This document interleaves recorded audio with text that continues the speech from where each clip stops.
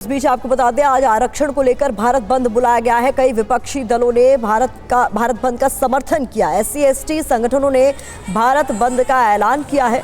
बिहार में कई जगहों पर प्रदर्शनकारियों ने ट्रेन भी रोकी है।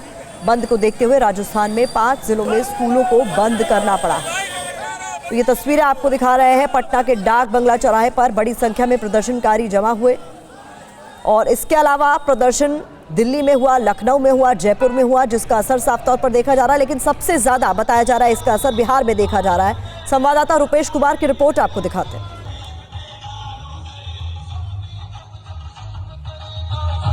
वैसे तो इस भारत बंद का असर बिहार के कई जिलों में देखा जा रहा है, लेकिन बिहार की राजधानी पटना के डाकबंगला चौराहे पर अगर आप देखें तो ये सुप्रीम कोर्ट द्वारा जो फैसला दिया गया उसके खिलाफ खास करके आरक्षण बचाओ संघर्ष समिति से जुड़े हुए जो कार्यकर्ता हैं वो यहाँ पर इकट्ठा हुए हैं और वो हल्ला बोल बिहार में दलितों का अपमान, सुप्रीम कोर्ट द्वारा SC/ST उपवर्गीकरण फैसले के खिलाफ बंद में कानून बनाकर नियम करो, ये बंद के दौरान ये यहाँ पर विरोध किया जा रहा है। केंद्र सरकार होश में आओ, ये नारा दलित विरोधी बताया जा रहा है।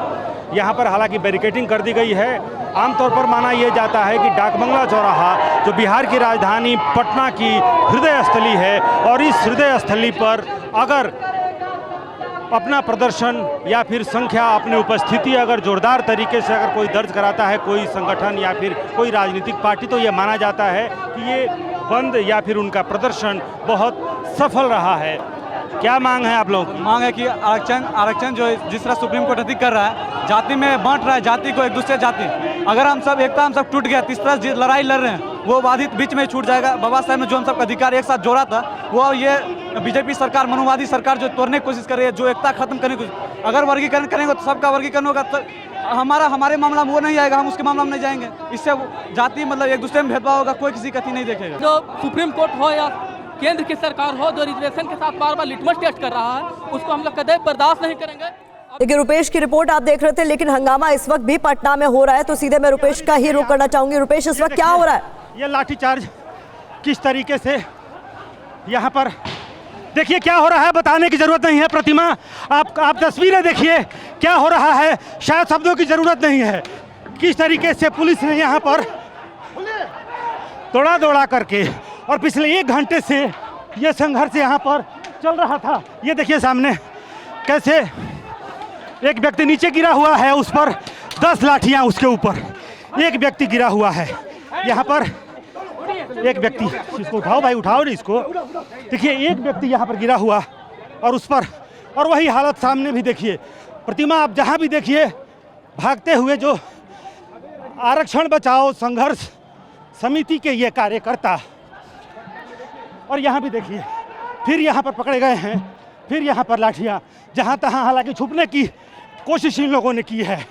और rapid action force, Bihar police, जहाँ जो मिल रहा है, जिनके हाथ में जो झंडा है, और डाकबंगला चौराहे से अभी एग्जीबिशन रोड तक हम आ गए हैं। आगे आगे भागते हुए ये कार्यकर्ता, पीछे पीछे पुलिस वाले, और जहाँ जो मिल रहा है। सामने देखिए यहाँ पर अब पुलिस वालों को वापस बुलाया जा रहा है एग्जीबिशन रोड चौराहे तक। ये जो पूरा इलाका है, यानी कि डाकबंगला चौराहे से लेकर के न्यू डाकबंगला रोड, भट्टाचार्य रोड और एग्जीबिशन रोड, ये पूरी तरह से कुरुक्षेत्र। प्रतिमा, पिछले 1 घंटे से जो आरक्षण बचाओ संघर्ष समिति के जो लोग हैं वो यहाँ पर संघर्ष कर रहे थे, बैरिकेडिंग करके उन्हें रोका गया था, वो अंदर जाने की कोशिश कर रहे थे और उसके बाद से यहाँ पर लाठीचार्ज हुआ है।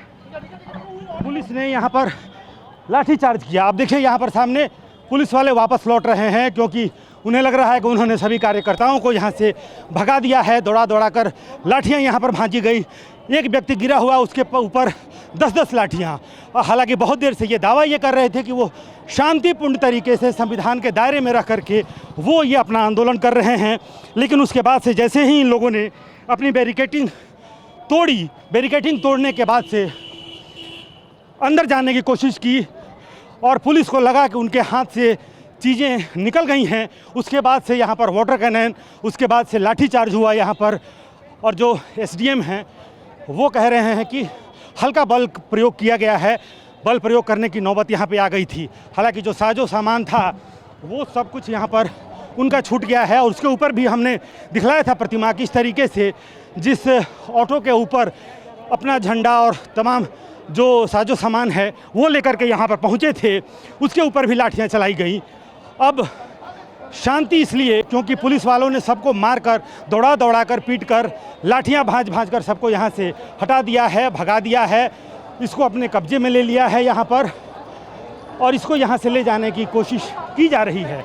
और यही वो जगह है जहाँ पर जो कार्यकर्ता हैं वो पिछले 1 घंटे से संघर्ष कर रहे थे और ये बैरिकेडिंग लगाई गई थी। हालांकि उन लोगों ने बैरिकेडिंग तोड़ने के लिए जो पूरी संख्या थी, अपनी पूरी संख्या के साथ, पूरी ताकत के साथ इस बैरिकेडिंग को जो यहाँ जहाँ हम इस वक्त खड़े हैं वहाँ पर से पूरी सारी बैरिकेडिंग को खींच लिया गया, तोड़ दिया गया और उसके बाद से मजबूरन शब्द मैं इसलिए कह रहा हूं क्योंकि पिछले 1 घंटे से वो नारेबाजी कर रहे थे, प्रदर्शन कर रहे थे, तब तक पुलिस भी शांत थी। पुलिस हालांकि समझाने की कोशिश ज़रूर कर रही थी, लेकिन जब बैरिकेडिंग तोड़ी गई, पुलिस वालों के तरफ जब अंदर की तरफ यानी कि इस तरफ आने की जब कोशिश हुई, उसके बाद से पुलिस ने भी इधर से लाठियाँ भाजी और लाठियाँ भाज करके जितने कार्यकर्ता जो यहाँ पर नारेबाजी और आंदोलन कर रहे थे, जो SC/ST आरक्षण के कोटे में वर्गीकरण के फैसले का विरोध कर रहे थे, उसके बाद से उन सभी कार्यकर्ताओं को यहाँ से ना सिर्फ हटा दिया गया है बल्कि ये जो चौराहा है ये पूरी तरह से खाली करा लिया गया है।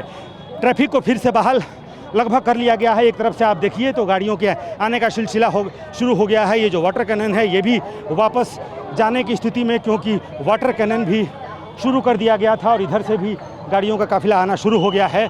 लेकिन भारत बंद का आह्वान किया गया था और भारत बंद के दौरान हालांकि सुबह में ये देखिए ये अमर आज़ाद, इसी अमर आज़ाद बात करिएगा, आपसे ज्यादा क्वालिफाइड है श्रीमान, बता दे रहे हैं, होश में बात करिए। अरे मरिए ना, अरे करिए ना, कौन डर